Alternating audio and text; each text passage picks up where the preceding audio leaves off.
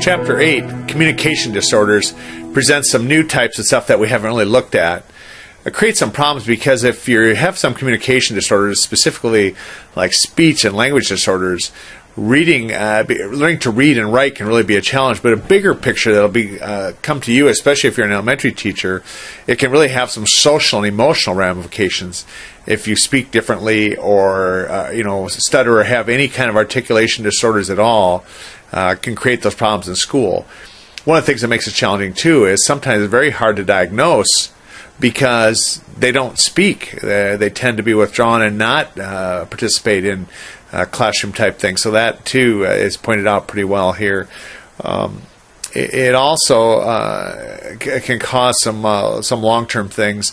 But one of the things that happens too, sometimes they just outgrow it, and that's not very well pointed out here. But we call it the birthday thing. Sometimes they have more birthdays than they outgrow because a lot of these kids are dismissed from services. But it says 85% will go on to be referred for some kind of additional remedial reading help once they've been diagnosed with having a speech language. So kind of a complicated chapter, but very important as a basis of so many other things. You may or may not ever become a speech language pathologist, but you'll have kids in your classes that have gone through this, and this chapter will give you a fundamental baseline knowledge in which to understand other parts. Communication Disorders, Chapter 8. Chapter 8, the Communication Disorders. First, the focus questions. Make sure you take a look at these. I took them off the PowerPoint, but you'll want to let this guide you a little bit. And I'm going to say this is a chapter that's a little bit more challenging because of a material that we're somewhat unfamiliar with. This is the young teacher, and I say if you have time, it's always good. They have some great insight here, and they share experiences they've had. This is where it starts here on page 277. Communication is the sending and receiving information. It's such a fundamental part of life. Down here I've highlighted that children who cannot express their desires, thoughts, and feelings are virtually certain to encounter difficulties in their schools and communities. So it's a real social thing that somebody has any kind of a speech, whether it's receptive or expressive, it makes them different and causes some problems in their life. And they do a pretty good job here of laying out some of what happens if a child's not as effective as they should be here. When communication disorders persist, it may be hard for children to learn and develop and form satisfying relationships, and that's a little bit harsh too, that it has some other ramifications that we don't think of. Well, definitions, as we have each chapter, go through some definitions here, and there's the IDEA's definition and then some outside organization. So basic terms. Well, first of all, it's the interactive exchange, and you have to be familiar with that term because you'll see that again. Interactive exchange of information, ideas, feelings, needs, and desires. And so each one has three parts: a message, a sender who expresses that, and C, a receiver. And so let me flip over here and just talk about this. I found this, a speech language therapist working with somebody, stuck that in the background. So here it is, the message, a sender, and a receiver. And then also these functions: narrating, explaining, requesting, expressing, and has those here. So let's take a look at those. Narrating, it's simply telling, and then explaining and informing. Teachers expect children to interpret those things. And then requesting, of course, and expressing.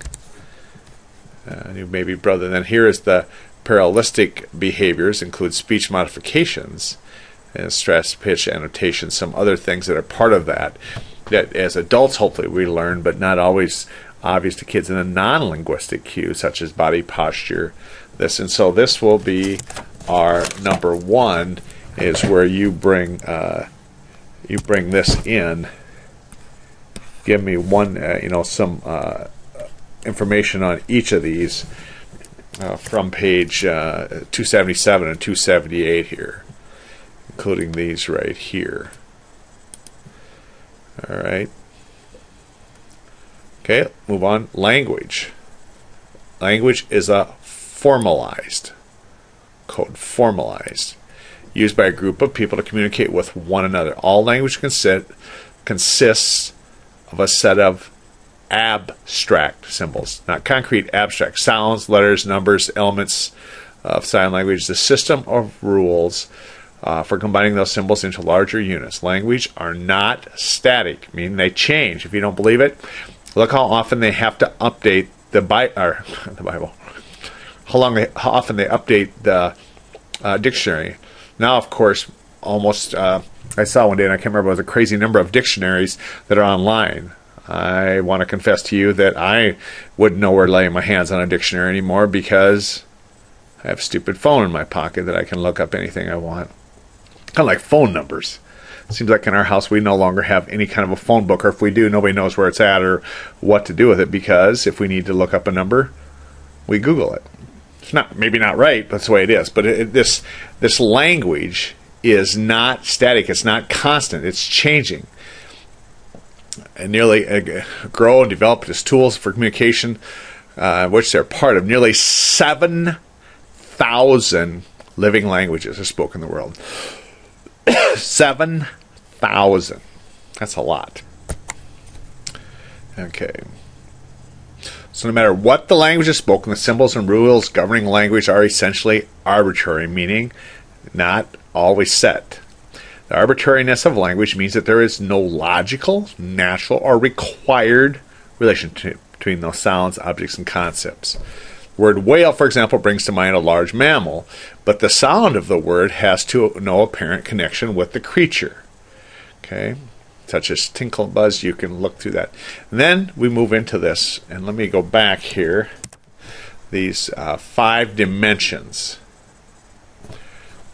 5 dimensions, and these are on the test. You have to, from this day forward, I'll expect you, and the world will expect you to have some understanding of these. First, phonology. Rules determine how sounds can be sequenced and combined. Phonology and morphology is rules for the meaning of sounds. Phonology, morphology.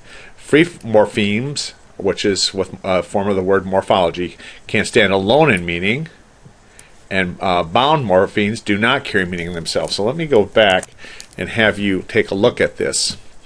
Phonology refers to linguistic rules, and phoneme is a speech sound capable of differentiating meaning. Only the initial phoneme prevents the words pear and bear from being identical. For example, yet one case we think of fruit, the other a large animal. Okay, so that is the difference in the phoneme, changing one rule of it. Then a morphology of language is concerned with the basic units of meaning and how they are combined into words. Morphemes, the smallest element.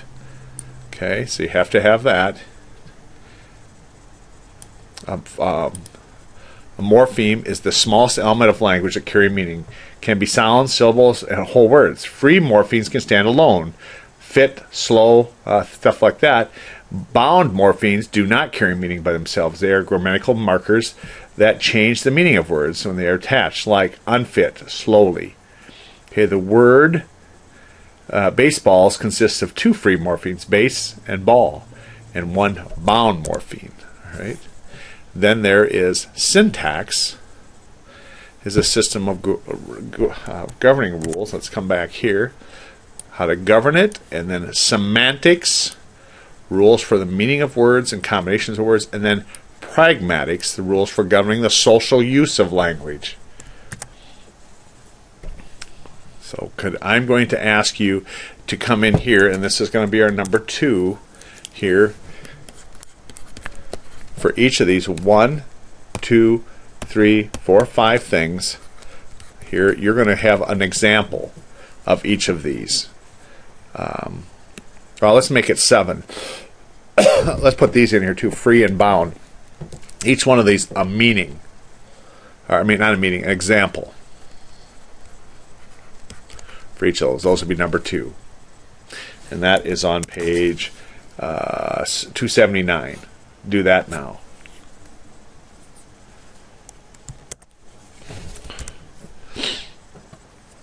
Then speech is the oral production of language. Okay, different things here, and it's not communication. This is speech. It's the oral production. Speech sounds are the product of 4 related processes: respiration, phonation, resonation, and articulation. Okay, how about those some words? Obviously, respiration, you would know, is breathing that provides the power, because that can be an issue. Phonation is production of sound by muscle contractions, and that resonation is sound quality by the throat, and articulation is formation of recognizable speech by the mouth. All right, let me come back here and look at those. Here's speech, oral production, okay, phonation, resonation, articulation. Speech is one of the most complex behaviors. Describes just one of what calls speaking a single word as statistics. Okay, and it gives you a little go on that. Here's a diagram of how it works, these nasal passages and where that all comes from. Voice is turned in one more time and tongue lower to the neutral position here. All this occurs in production of one word, so it's very complex. Most languages begin in spoken form. The product of people talking with each other. Writing is a secondary language. Okay, so let's do the math here. If this is a challenge, writing becomes more challenging. Form that uses graphic sounds represent this. Graphemes and phonemes. There's no one-to-one correspondence between graphemes and phonemes. Okay, so typical speech development. Let me come back here. All right. We have a bunch of stuff here. We went through these here, 5 dimensions of language, and these are the related process of speech, not language, of speech. Speech is the oral production of language. It's not language itself, because you can have language without speech. Come up here further. It talks about this here. Talks about this typical development, and this is important when you decide if there's delays in the acquisition of speech and language.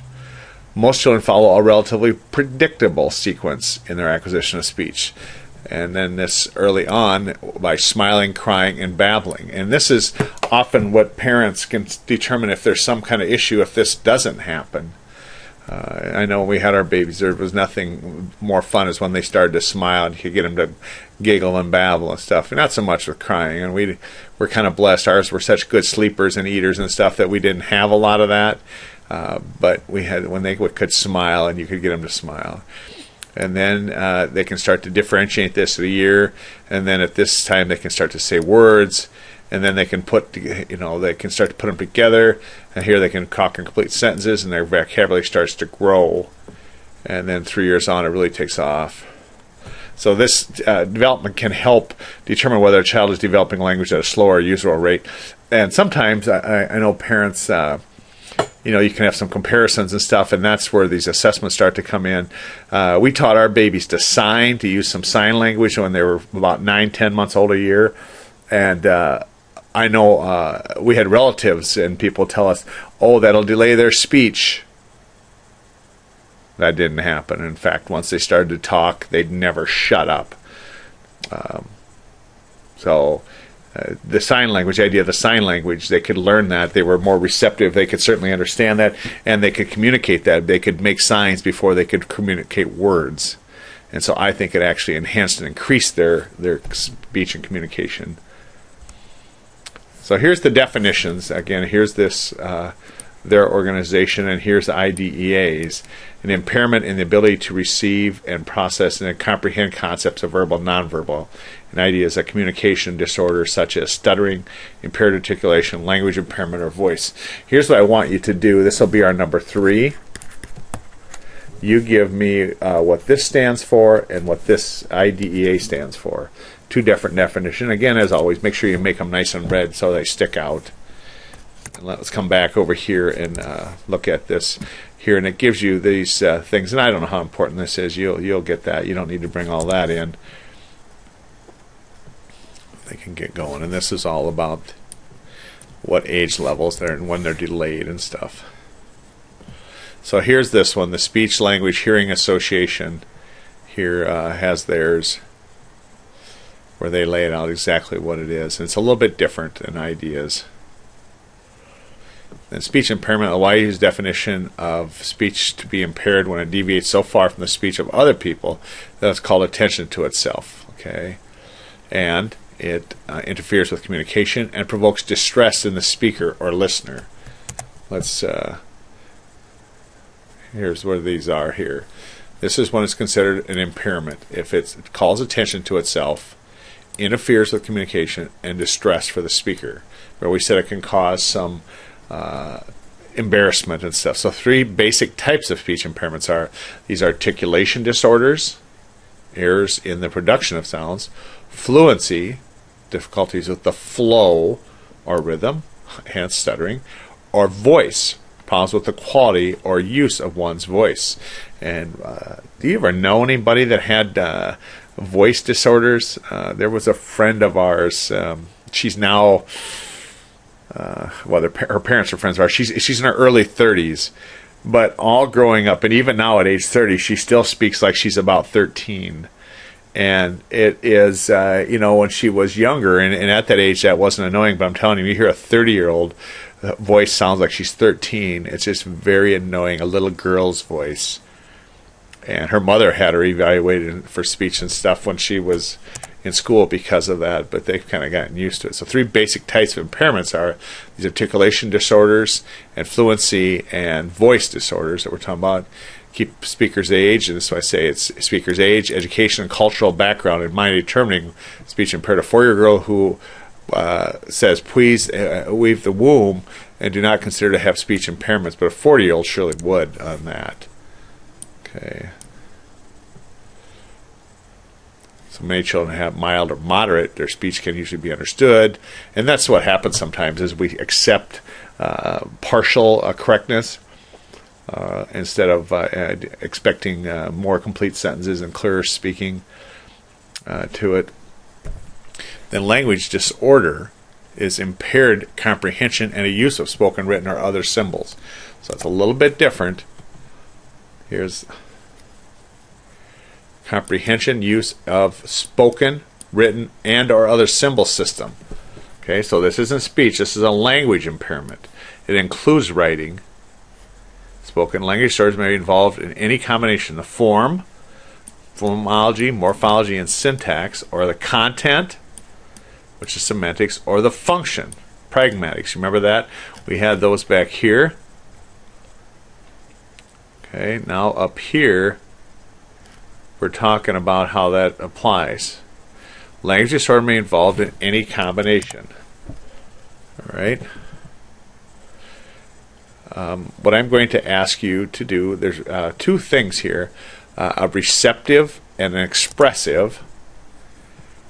Receptive and expressive, and this is our number 4 is here, is you distinguish between these 2, a receptive and expressive disorder, and write at least 1 line or 2 about each of those here.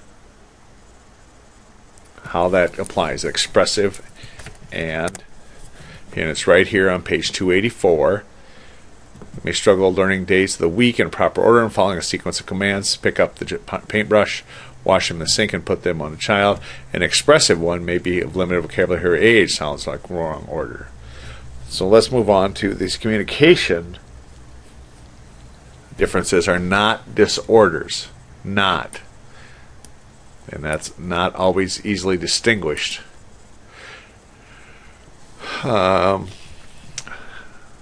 Before entering school, most children have learned patterns of speech and language appropriate to their families and communities. Okay, and that's going to seem a little odd, but if you really want to see how this looks, go from south to north in our country or to the east coast. It's distinguishing difference. The left coast, I don't know what their speaking is, but Christy has relatives in Chicago, and they definitely have a dialect, but it's what you pick up from your family, how to say things, what it sounds like. The way each of us speaks is the result of a complex mix of influences, including race, ethnicity, socioeconomic, class, education. I wish they hadn't put that in there, because now we got that. If you you have a certain way of speaking if you're from poor households. All these forms can call what we call dialects. Dialects. I want to see if that's over here. Yeah. Historical linguistic in this share a common set of rules with the standard language. See, so they share a common set of rules with standard language. And this is why we have trouble in school, because often the language that we're taught at home or in these dialects doesn't agree with the proper grammar, and it can be a real hardship. And it's another place where we say the affluent middle-income families seem to do well because they share their language are more closely shared than some of the minority groups or low-income homes or something like that. And of course, language is so closely related to ability to read and write that there's a delay that's kind of built in right here, and I'm not sure what can be done or what should be done. That my guess is we'll punish somebody for that. But that's what the dialects are. Standard English, as used by most teachers in textbooks and newscasts, is idealized from forms seldom used in everyday conversations. As spoken in North America, English includes at least 10 regional dialects. So 10. And I'm going to ask you to put that here too, these 10 right here. Let's make this number 5 is 10 dialects in there so that you understand that just in our country. A dialect of any group of people is neither inferior nor superior to the dialect spoken by another group. There are dialects of English spoken by many people, a dialect spoken by fewer people, but the number of speakers does not indicate the superiority or correctness.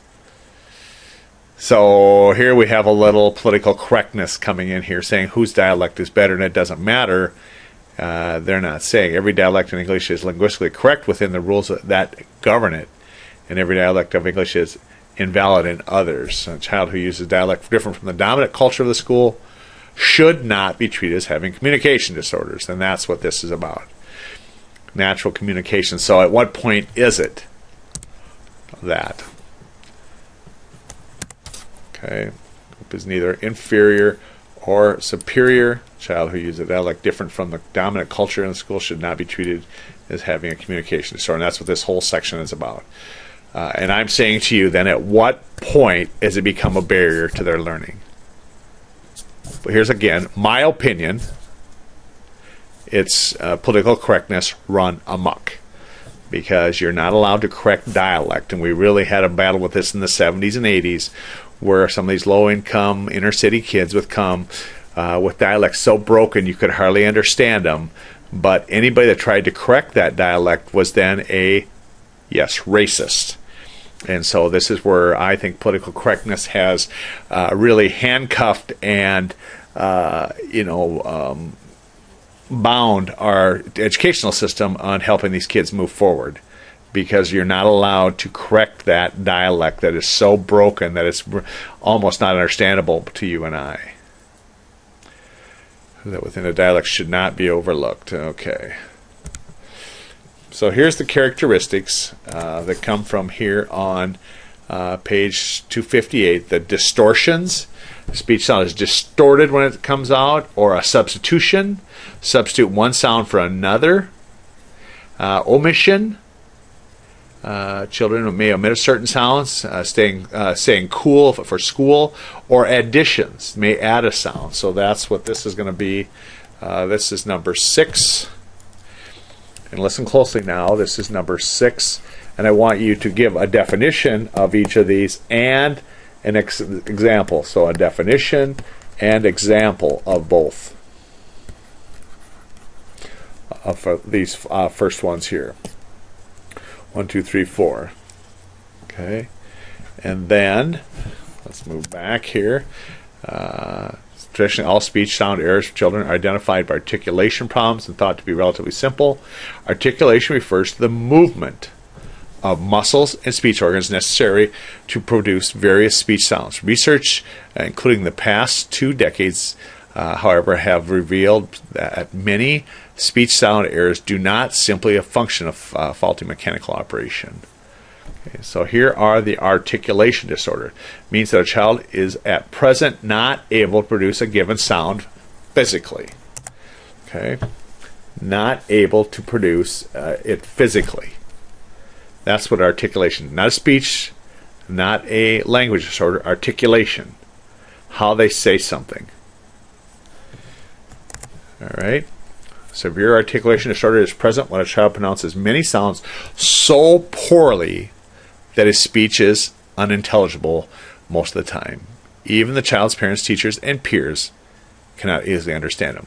Now, I remember, let me tell you about what I know about articulation disorders, is 100 years ago, in one of my former lives, I drove a milk truck. And I went to the farms and I picked up the milk and brought the milk to the market, to the plant, so it could be processed into little cartons so you could have a nice cold carton of milk with your lunch at school. On one of the farms that I picked up at, they had 2 adult sons that were mentally retarded or intellectually disabled. Remember, this was 30 years ago, almost 35 years ago.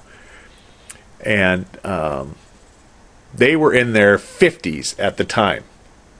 The 2 adult mentally retarded or intellectually disabled children were in their 50s. When I first started coming there to that farm, I couldn't understand a word they said. It was all jumbled, but I picked up there probably for 4 years. And I picked up there every other day in the summer and at least one day a weekend. And by the time I tell you how it ended, is their dad died. I take that back. The mom died and the dad was disabled. And these 2 milked the cows, and it wasn't many. But when the mom died, she held the family together. That all ended in they were taken away and put into adjusted living center, which I saw them after that, and they never seemed to remember me. Then I didn't see them for 10 years, and so when I would see them, I would greet them, and they didn't know me. But anyway, by the time I was done working with that family, I could understand every word they said. So I think that's the thing here when we talk about parents is you can adjust. You can start to understand, and I could really understand what they said in context.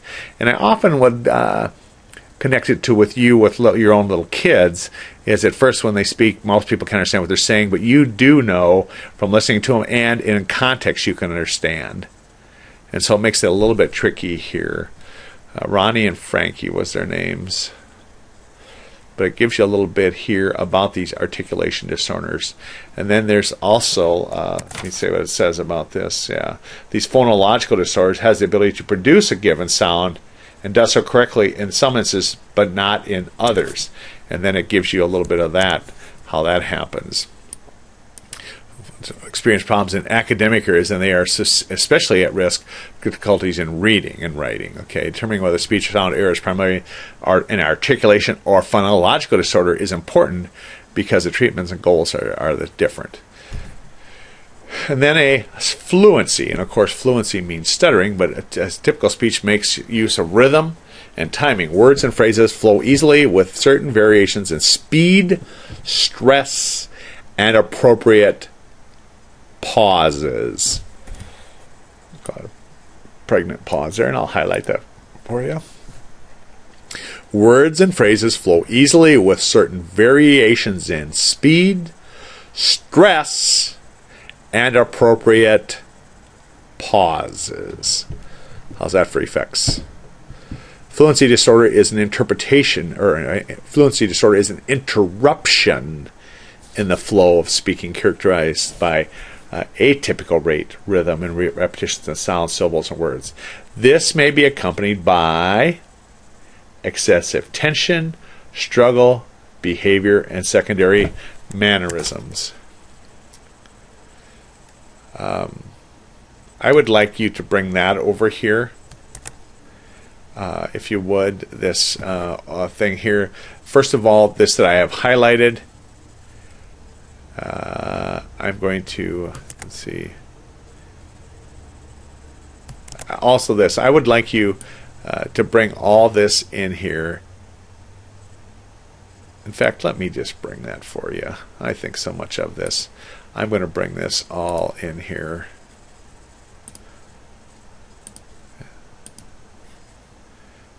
I go like this, and you get the whole thing. And I'm bringing it in, I'm bringing it in, I'm bringing it in here. Where are we at here? And I am going to say right here.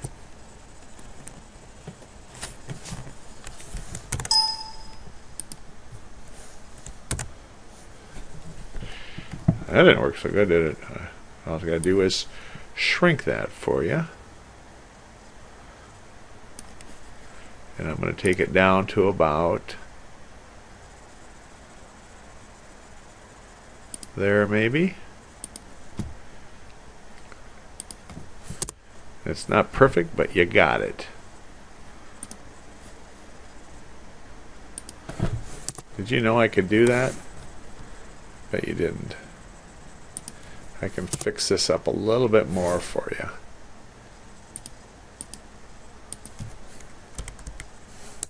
But now you have it. I just want you to have this in your notes for future. Okay. Typical speech makes use of rhythm and timing. Words and phrases flow easily with certain variations in speech, in speed, stress, and appropriate pauses. Influence disorder is an interruption in that. Okay, and I say, and it could be stuttering and cluttering are examples. All right. Let's come back here, and as you see, it came in here now, and you have it. And let's cut back here. So stuttering. Best known in some ways, least understood, fluency disorder is stuttering, marked by rapid-fire repetitions and consonant or vowel sounds, especially at the beginning of words, prolongations, hesitations, interjections, and complete verbal blocks where you can't get it out. And so that's what that is. Development stuttering is considered a disorder of childhood. And you know, the old saying, a lot of people outgrow this. Not unusual for kids coming to school to have some of this. Usually between the age of 2 and 4, rarely after age 12. I believe that 4% of children stutter for 6 months or more. 70-80% of children 2 to 5 who stutter recover spontaneously. Now, I don't remember our kids ever stuttering. I said I kind of thought they had the opposite, that they spoke clearly, early and fast, and haven't stopped talking since. But it gives you this here that 70 to 80% will change by age 2 to 5, and then some up to age 8 or 9. Nonetheless, far more common among males and females. It occurs more frequently among twins. It's believed that approximately 3 million people in the United States stutter. Okay, so here is some. This is interesting. Some articulation disorders here in this section. It's more about stuttering, and then there's a cluttering. There was something else here about stuttering. Stuttering is situational. That is, it appears to be related to the setting or circumstances. A speech child may be more likely to stutter when talking with people whose opinions matter, most of them such as parents and teachers, and in institutions such as being, or in situations such as being called on. Most people who stutter are fluent about 90% of the time.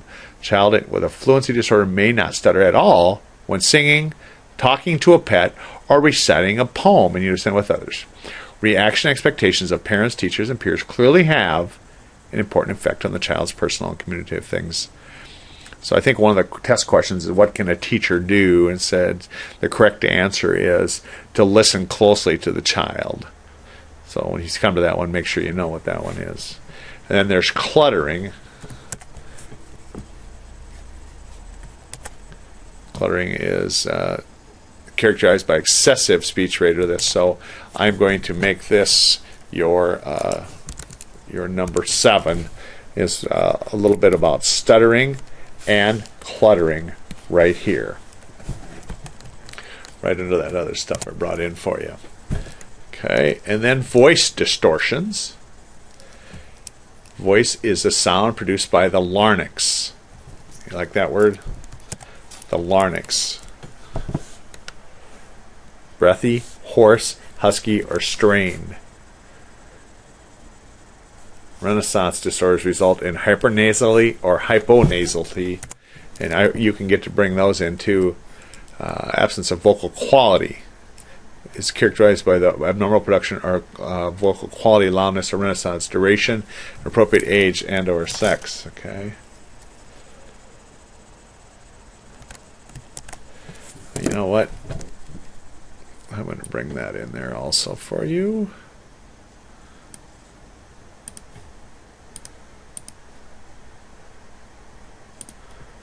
Oops.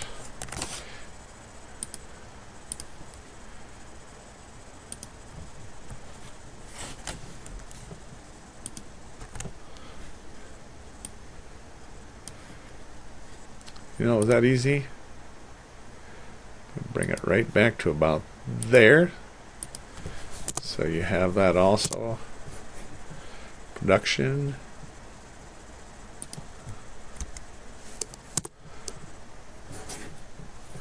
Okay.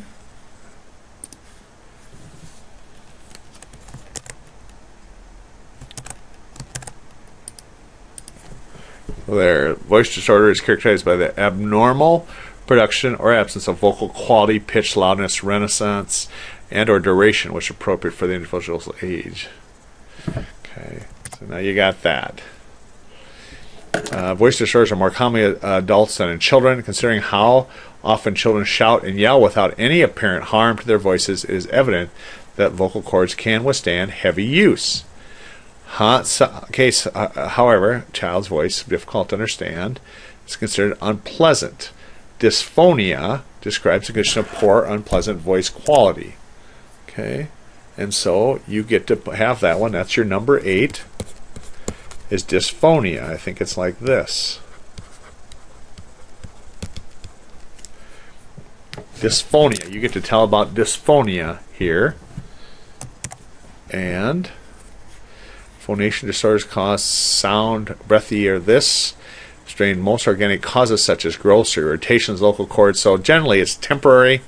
Both hoarseness most frequently comes from chronic vocal abuse, such as yelling, imitating noises, those kinds of things. I know some of this takes place if you have a profession where you do talk a lot. And I know my brother is an auctioneer, and he would have some problems with this if you ran a big auction, and so you would need to rest it. And you know of other people that give big speeches or talk long times, especially professors who are recording lectures for a long period of time can have some phonation disorders. Okay. And then a Renaissance disorder is this results in hypernasally and hyponasality, and you're going to get these for number 9. What are those two things with these voice disorders? And they are right here. Too many sounds coming out through the air patch of the nose. Hypernasality, or conversely, not enough of this, and hyponasally is there's too much. Or hyper is too many, and hypo is not enough. We may perceive as talking through her nose or having an unpleasant twang. Child with this. And again, for the most part in the world, it does not matter unless you speak for a living. You have to use your voice for a living. Then it becomes an issue. So that was voice disorders, and now what is a language disorder? A language disorder is receptive language impairment, interferes with understanding of language. Let me come here and fix this a little for us.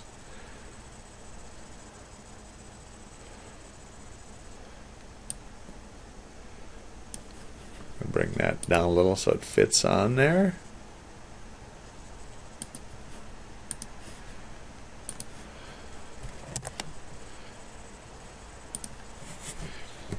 So receptive impairment interferes with understanding. Expressive impairment interferes with expression. All right. And it could be have a language learning disability, referred to children with significant receptive and or expressive language disorders. To say the child has a language delay does not necessarily mean has a language disorder. A language delay implies that a child is slow to develop this. Language disorder, however, suggests this disruption in the usual rate of which they learn these skills. Serious language disorders are almost certain to have problems in school with social development. And this is where I think it comes into us as teachers, is it can create some social development problems if your language doesn't develop normally. Frequently played a passive role in communication, children with impaired language are less likely to initiate conversation than their peers. Children with language disorders are asked questions. Their replies rarely provide a new information related to the topic. It's often difficult to detect children with language disorders because they don't speak. Performance may lead people to mistakenly classify them as disability labels such as intellectual disabilities, hearing impairments, emotional disturbance, just because they don't speak. And the problem is that they're not developed this. Which problems are also likely to have reading and writing disabilities. And again, this is where I say, this is why we study this. This is why it matters to you. That these oral language problems can result in reading and writing problems. For example, it's reported that 83% of kindergartners with speech language delays eventually qualified for remedial reading services. So I'm going to ask you to put that in here, and this will be number 10, and that is why, and you put in here the 83% thing. That's why it matters. So what is the prevalence of this? Where's my prevalence? Right here.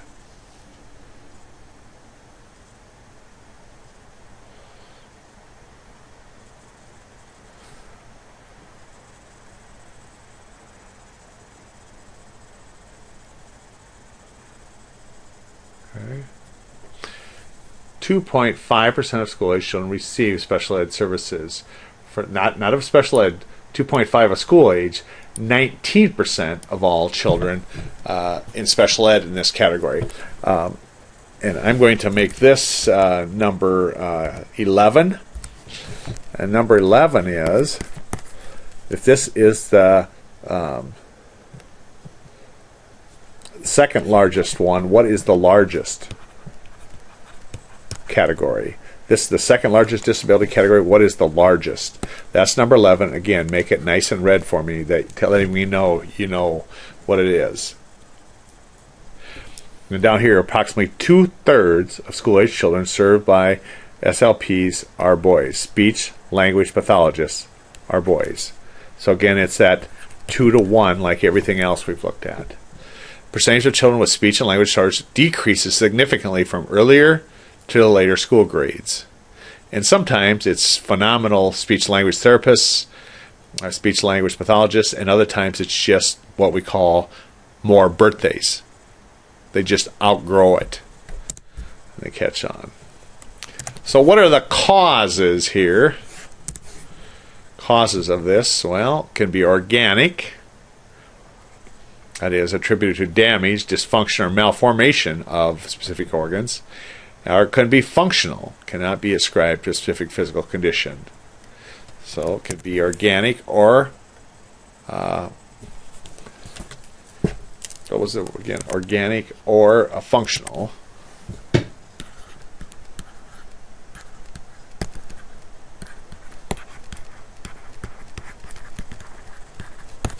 And I'm going to ask you to make this as number 12. You put those in there. Can be organic or functional. And then it takes you through this here. Cleft and dysarthria causes. And I'm just going to ask you, and some of these are a little more challenging, like the absence of teeth. If you can't find it, that's okay. But tell me, this will be number 13 for each of these. What do each of these have to do with it? I know the teeth one is a little hard to find. Paralysis of the speech muscle. But I know this described here. This craniofacial abnormalities and large adenoids, TBI, dysarthria. A lot of that is right here, and then it goes into the next one on these. And again, if you can't find them in the textbook right here, this is number 13. I'll make this page number 14. But you just, about these causes, just put each of these in here, and I'll show you again where they're at here, page about 289 on here. And you just do the best you can on here. Like here's the word aphasia in here. But you read through this, you'll pick up on a lot of that, of what they have to do with that. Causes. All right. Then identification and screening. Like anything, we have to do some of this. Don't worry, shall grow. It's those kind of things. And if you hear little kids, and I taught a ton of Sunday school when kids were little, and you just saw all ranges, and that's how this ain't gonna sound right, but that's how I knew my kids had good speech and good language. Is when you taught Sunday school, that's when you'd have generally all the same age kids in a group, and then you really would see the difference in their development in speech and language. Okay. So first is the screening and teacher observation, and that's, as you can imagine, that's the main one, is teacher screening and teaching observation. Screening is you simply compare to what other kids that age can do, and a lot of it comes from teachers just observing in the class. The screening might be norm reference, informal assessments developed by that speech language pathologist. There was a thing on that. I should have looked at that early, what the difference, these different terms mean. Let me see if I can backtrack quickly and come up with that, how these are similar.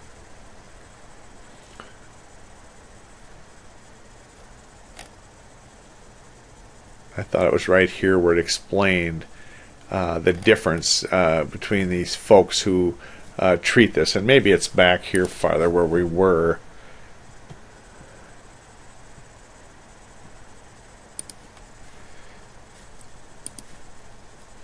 But screening and observations type thing, and they look at things like case history, physical examination, articulation, hearing.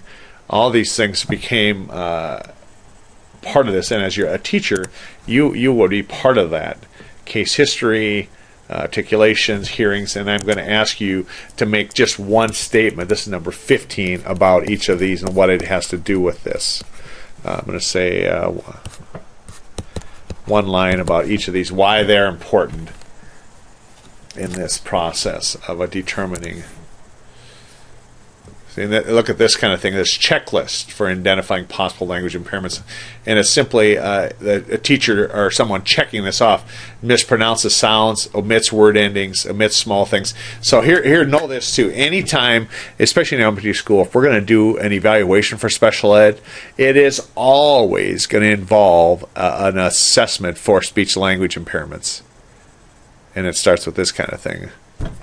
And so that's what's called a checklist. Has difficulty with one of these things here. This is a checklist for speech language type things. Okay. An assessment for communication disorders in children whose first language is not English. Does a whole piece here on this on English language learners. Not quite sure what to do with all that. For one thing, it's a little above your pay grade that if this comes into play that you would certainly ask for assistance. Now, having said that, let me give you some reality here. With the immigration in our country, both documented and undocumented students, without a doubt, you'll work with students whose language is not complete because of their citizenship status. And so you may not be involved in determining whether they have a speech language disorder, but certainly how to communicate and teach kids that have some language barriers that aren't organic, that are learned in that way. This piece is excellent on the functional language, functional analysis of this.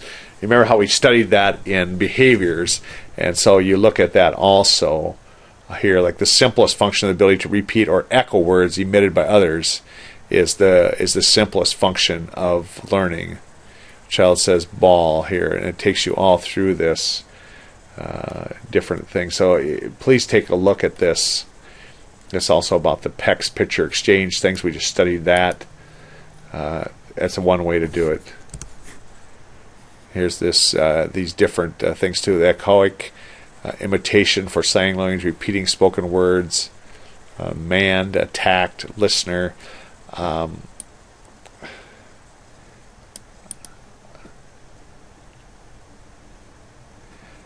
I'm going to ask you to bring this language function 1, 2, 3, 4, 5, 6, 7 things in here. I don't think we have them. Oh, we do too. You have them ready. Okay. Because some of that's on the test. You're going to have to know what some of those are to be successful on the test. Okay.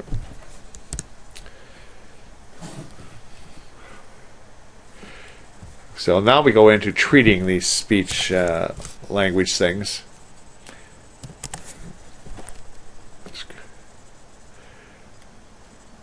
Articulation errors. Where's that at?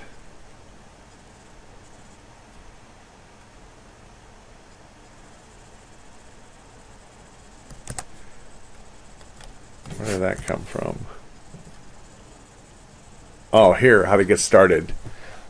Track skills. And again, I want to tell you, you want to read this part here because, again, there's questions on the test about this particular process of interventions across the communications.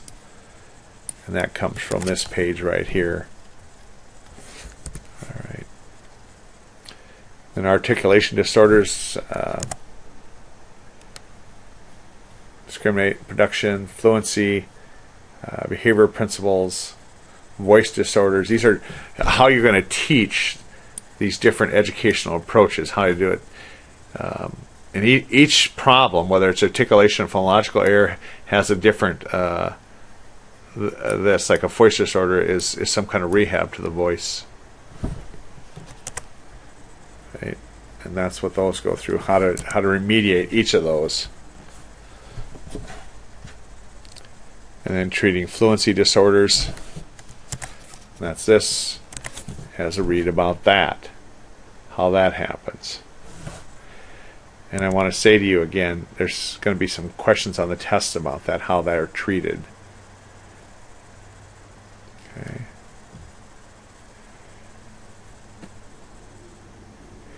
So that's where it is here. No single treatment for stuttering because of causation, type, and severity. Despite this variability, teachers can significantly help a child who stutters by providing a good speech model, paying attention to what the child is saying rather than to his difficulty saying it. And of course you're saying that that's common sense, but it's not, because sometimes you can't, the stuttering distracts you and others from hearing what they're saying. Patient, calm, refrain. And how to treat voice disorders, that's where you treat specifically that. Language disorders, vocabulary building. And again, this is enough on each of these, but just know that's what that's about. Okay, naturalistic strategies are interesting.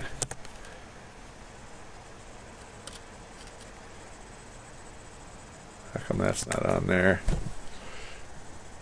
And it's a little bit exactly like we talked about with behavior disorders and autism, is how to teach them in the child where they're interested. If you want to get them to talk about something, teach what is functional at the moment, what they need to talk about, stop when both student and teacher are still enjoying interaction. And that's what the naturalist setting looks like. 6 strategies for arranging this in figure 8.5. Okay.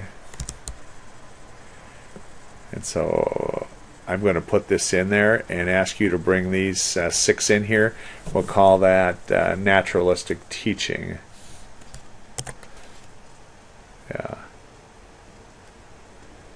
Let's put that right here at the bottom here. And this is number 16. Number 16. 6 things, naturalistic teaching. And again, make that nice and bold so I can see that you brought that in, because that again is how it will come to you, not only working with kids, but folks, if you have your own kids that have this is I think a much better approach for you as a parent or an aunt or uncle or a grandparent. Well, grandparent, that would be me, I guess. I'm more that age than you. but that's how you would do it. Interesting material, out of reach, inadequate portions, choice making, assistance, and unexpected situations to teach those things. So then we get into this augmentative and alternative communication. Again, we had this a little bit in autism. Is where you have a representational model of that vocabulary. In other words, the picture vocabulary types of things and a means of selecting those, and then a means of transmitting those symbols. And again, let's jump back over here and take a look at it here. Strategies and methods to assist individuals who cannot meet their needs through speech or writing. A representative symbol, means of selecting, means of this, symbol sets, symbol and symbol systems for augmentative and alternative communication. Here's why this strikes with me. In 1993, I was applying for a special ed position in the Sioux Falls School District. And one of the questions in the Sioux Falls district then, as they do now, I'm sure, there is a standard set of questions that go with different positions. So in special ed, everybody got to ask the same, I don't know, I think it was 10 questions. One of the questions was, are you familiar with augmentative and alternative communication systems? I had a master's degree in special ed, and I had never heard that term. I applied for 3 different positions in that year, and every time I had to say the same. I have never heard of that. I know it seems a little dumb, but it took me a couple times to realize they were using the same set of questions.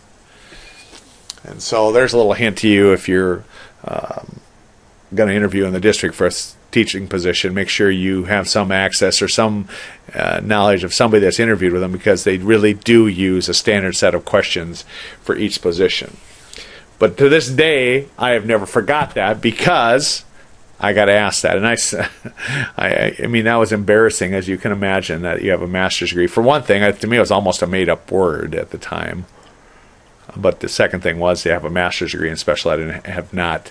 And I don't know, maybe I was not paying attention the day we had that or something, but that's what it is. It's another form of communication when you can't articulate in speech or writing.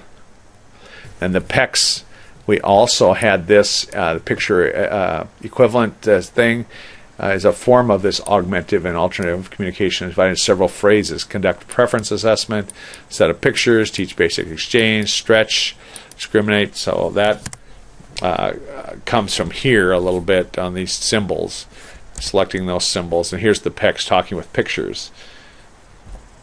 And again, please read this. It really goes a nice, here's those areas that the book is bringing in here, or the notes bring in. Teach attributes, teach response to questions, teach commenting. And here is, like, this is a Dynavox. And again, the Dynavox is kind of a dying thing because of the rapid onset from the iPads that is so much easier to program and work with now and so much more durable. One of the big complaints of Dynavoxes were they were very expensive and they weren't very durable. A lot of kids with, orthopedic problems couldn't, would drop them, or heaven forbid, worse, drool on them, and they would quit working. Okay, so that's the PECS. Then the placements, some examples of these fluency models, and I'm going to ask you to do here just what I had you do before, is describe a little bit about each of these, and I think this is number 17. Make a case for each of these here. I'm sorry, I'm in the wrong page here. Here, number 17. Make a case why and when for each of these. 1, 2, 3, 4, 5, 6. That's that continuum for this.